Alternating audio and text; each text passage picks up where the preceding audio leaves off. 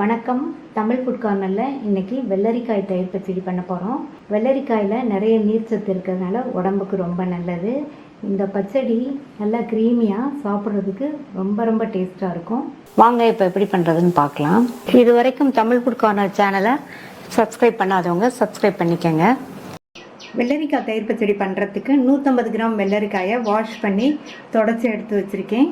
இப்போ இதை தோலோடையே சின்ன பீசஸாக கட் பண்ணிக்கலாம். இந்த அளவுக்கு சின்ன பீசஸாக கட் பண்ணிக்கோங்க.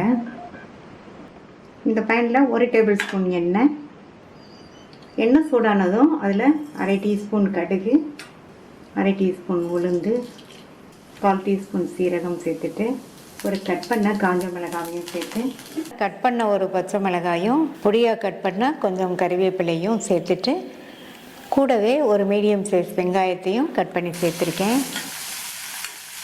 ஸ்டவ்வை சிம்மில் வச்சுட்டு இந்த வெங்காயம் நல்லா சாஃப்ட் ஆகிற வரையும் வதக்கிக்கலாம்.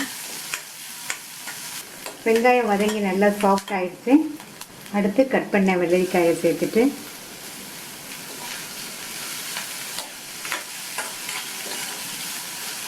லைட்டாக ஒரு வதக்கு மட்டும் வதக்கி விட்டுட்டு இது கூட 2 பிஞ்ச் மஞ்சள் தூளும் 1/4 டீஸ்பூனில் பாதி பெருங்காய பவுடர், இந்த டிஷ்ஷுக்கு தேவையான அளவு உப்பு, நான் வந்து அரை டீஸ்பூன் உப்பு சேர்த்துருக்கேன். அப்புறமா தேவைப்பட்டால் செக் பண்ணிவிட்டு சேர்த்துக்கலாம். மறுபடியும் ஒரு பெரட்டி விட்டுட்டு மூடி வச்சுருங்க. இந்த வெள்ளரிக்காய் வந்து ரொம்ப சாஃப்டாக வெந்துடக்கூடாது, க்ரன்ச்சியாக இருக்கணும்.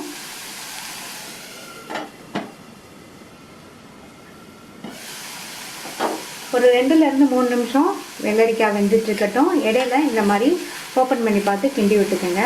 வெள்ளரிக்காய் ரொம்ப வெந்ததுன்னா அதில் வந்து தண்ணி வெளியில் வந்துடும். அதனால் க்ரன்ச்சியாக இருக்கிற மாதிரி வேக வச்சுக்கலாம். மறுபடியும் மூடி வச்சிடுறேன். வெள்ளரிக்காய் வெந்துட்டு இருக்கும்போது ஸ்டவ்வை மீடியம் ஃப்ளேமில் வச்சுருங்க. இப்போ 2 நிமிஷம் ஆச்சு. காய் வந்து க்ரன்ச்சியாக இருக்கிற மாதிரி வெந்திருக்கு. நம்ம சின்ன பீசஸாக கட் பண்ணி போட்டிருக்கிறதுனால 2 நிமிஷத்துலேயே அந்த அளவுக்கு வெந்துடும். இப்போ ஸ்டவ் ஆஃப் பண்ணிவிட்டு இதை ஆற விட்டுறலாம். அரை கப் அளவுக்கு கரெக்டான புளிப்புள்ள கெட்டி தயிரை இந்த பவுலில் சேர்த்துட்டு நல்லா ஒரு ஸ்பூன் வச்சு பீட் பண்ணி விட்டுருங்க. தயிரை நல்லா பீட் பண்ணியாச்சு. ஸ்பூன் அல்லது விஸ்க் வச்சு பீட் பண்ணிக்கோங்க. வெள்ளரிக்காய் ஆறிடுச்சு. பீட் பண்ண தயிரை இதில் சேர்த்துட்டு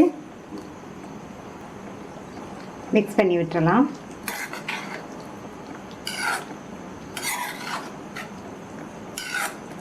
நல்லா க்ரீமியாக சூப்பரான டேஸ்ட்டில் வெள்ளரிக்காய் தயிர் பச்சடி ரெடி ஆயிடுச்சு. இந்த தயிர் பச்சடி மீல் சாப்பிடும்போது சைட் டிஷ்ஷாக வச்சு சாப்பிட்றதுக்கு நல்லாயிருக்கும்.